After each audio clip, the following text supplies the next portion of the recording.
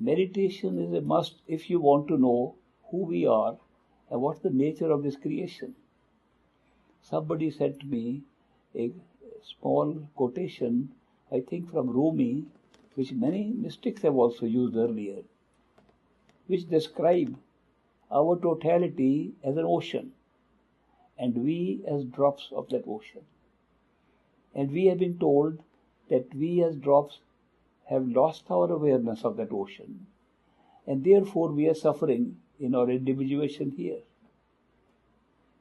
It's nice to think that ocean or a body of water is being described as our totality. Water appears to be very important. Water appears to be a principal ingredient on the surface of this planet and a principal ingredient in our bodies. So I think it is a good example of how water is being used to describe our spiritual destination. I have often mentioned that when I was young and I was told that we are drops of ocean of our true home and we are separated for a long time, and now the spiritual journey requires that we have to travel back after laborious process of meditations and strict dietary regulations and other formalities that are prescribed for meditation in order to reach that ocean and get merged in it. I've always seen that as a very futile exercise.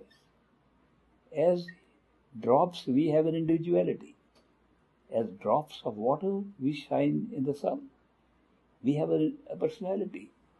Are we going to lose all that to make a long journey to a true home and get merged in an ocean where the ocean doesn't care if one more drop is added to it? This concept that our spiritual journey is made up of a drop of ocean going back to its source, the ocean, is going to get anything benefit, doesn't appeal to me at all. That is why I rejected this concept right from the beginning. But the real concept came up later when somebody quoted Rumi saying, we are not a drop of the ocean, a drop in the ocean, we are the ocean in the drop. Now that looks like a big contradiction at physical level.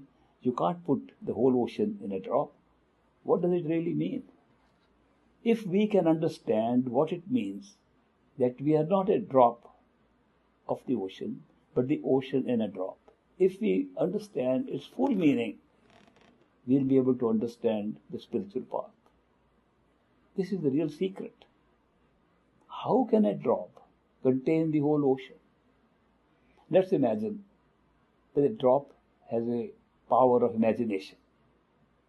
If the drop imagines, it is surrounded by the same material it has, mainly water, all around it. Although it's an imaginative exercise, the drop can create around itself an imaginary ocean as big as it likes, right up to infinity. Now you might say that is purely imaginary, an imaginary ocean around a drop.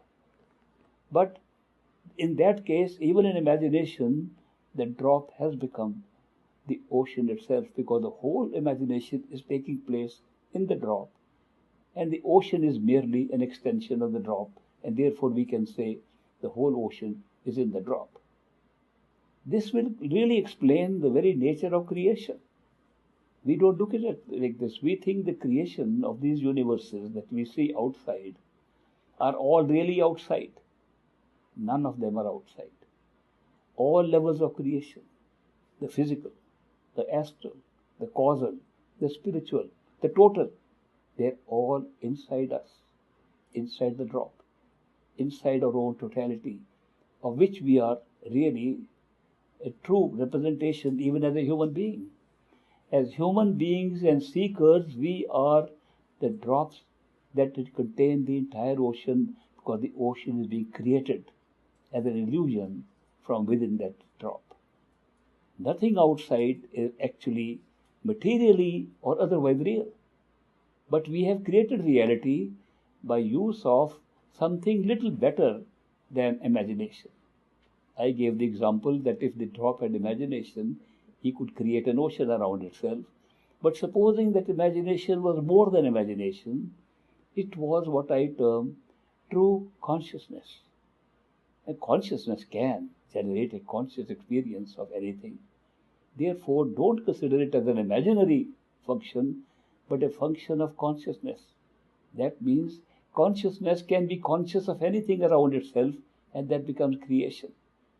If we can understand that, we'll understand the whole, the path of the masters. The whole Sant Mat is really an expression that our own totality is within ourselves, and what we experience outside of ourselves is merely an extension of our own consciousness. The consciousness has a great power.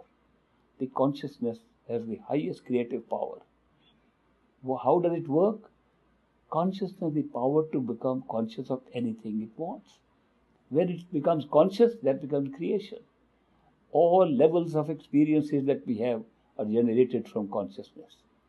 That is why we say this physical world is not really outside of us. It is inside, being projected outside and being experienced outside.